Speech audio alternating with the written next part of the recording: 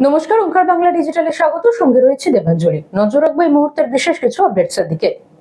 SIR নিয়ে নির্বাচন কমিশনকে নোটিশ জারি করেছে শীর্ষ আদালত। বানানের ছোটখাটো ভুলে যেন কারোর নাম ভোটার তালিকা থেকে বাদ না দেওয়া হয় তা কমিশনকে নিশ্চিত করতে হবে। ভোটারদের শুনানির নোটিশ ধরানোর সময় কমিশনের আধিকারিকদের আরো সংবেদনশীল হতে হবে। মাঝ আকাশে টার্কিশ এয়ারলাইন্সের ফ্লাইটে আগুন আতঙ্ক। 236 জন যাত্রী নিয়ে নেপালের কাঠমান্ডু থেকে ইস্তাম্বুলের দিকে যাচ্ছিল ওই ফ্লাইটটি। সূত্রের খবর, মাঝ আকাশে বিমানের ডান দিকের ইঞ্জিনে হঠাৎই আগুন লেগে যায়। তবে পাইলটের তৎপরতায় বড় ধরনের বিপদ এড়ানো সম্ভব হয়েছে। কলকাতা আন্তর্জাতিক বিমানবন্দরে জরুরি অবতরণ নেয় বিমানটি। শিলিগুড়ি টাউন স্টেশনে টয় ট্রেনে আগুন আতঙ্ক নিয়ে শোরগোল পড়ে যায় যাত্রীদের মধ্যে। কিভাবে ধোঁয়া বেরোলো তার তদন্ত শুরু হয়েছে। তবে রেলের দাবি এটা ম্যানমেড ধোঁয়া হলেও হতে পারে। এরকমই আরো নানা নিউজ আপডেট পেতে হলে অবশ্যই নজর রাখুন ওঙ্কার বাংলা ডিজিটালে।